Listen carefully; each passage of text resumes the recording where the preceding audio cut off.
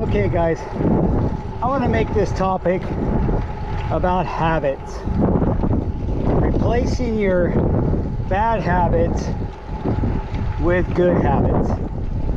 And early in my childhood, or shortly after grade school, I noticed that people had habits. Didn't really dawn on me at a real young age. It dawned on me a little bit later when my parents said, don't get a habit of putting sugar in your Cheerios. Don't get in a habit of having sugar in your Kool-Aid. Don't get in a habit of being lazy. Don't get in a habit of not sleeping on time, so on and so forth. So it was always health related for the most part, but then there was study habits for school. Don't make sure you have good study habits. Make sure you have good habits to do your chores and to be responsible. What do you have to do every week? You make your bed, change your linens, clean your bathroom, mow your lawn. It may sound like a chore, but it's also a habit of doing that chore consistently. So I started reading magazines about health and fitness in high school, and back then Muscle and Fitness was pretty much the main magazine. There was no Men's Health, there was no other magazines that focused as much on health and fitness as Muscle and Fitness did. And of course that was geared towards Arnold Schwarzenegger, Sylvester Stallone, all the bodybuilders, Lee Labrada, Franco Columbu, Lou Ferrigno. So focused on many of those early bodybuilders. You guys remember Tom Platz, the guy with the humongous legs? And those early bodybuilders really, yes, they were sculpting their body, and obviously many of them were also enhancing themselves with steroids and growth hormone and so on and so forth. But they didn't do that without having some very vigorous and strict habits of their diet and exercise and rest regimens. And for that aspect, I truly respected them and truly appreciated what they talked about. Reading about a guy's arm and then forearm exercises till he felt like he couldn't even move his forearms anymore, and just blasted him that much. Or calf exercises where he couldn't even stand up afterwards. Same with squats. And I've done that to myself. I've done squats and to where the last couple reps I couldn't even get off the ground.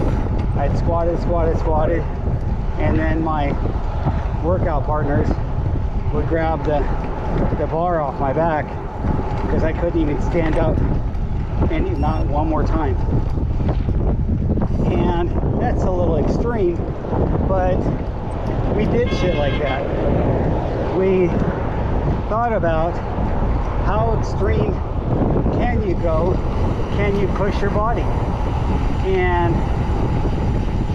then when you get to just creating a habit, obviously your habit isn't as extreme as your interval training and your strength to exhaustion training and those type of things, supersets, mega sets, whatever you want to call it.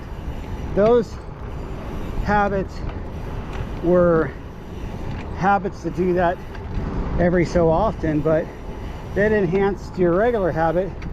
So when you went in when you got up in the morning and maybe it's your rest day, or not really a rest day, but an easy day. No rest days, right? An easy day. It was already such a habit for the high intensity stuff that doing 10 sets of 15 of, you know, bench press, dumbbell presses, or pull row machines, or pull downs, or simple things like that, even leg press, whatever, was not a big deal. And you felt good about it, and you felt like, well, I got off easy because I didn't push myself to where I couldn't get up off the ground after squatting so heavy. Or not really heavy, but squatting multiple times. The way we did it, we just did it with 2 plates. So we'd squat 2 plates until we couldn't stand up anymore, and that's 225. And at the time I probably weighed 150, 155. I did get pretty big. I got up to 175 at my peak of my muscularity, and that was really extreme for someone that's only 5'6". My legs measured up to 30 inches at the biggest part of my quad.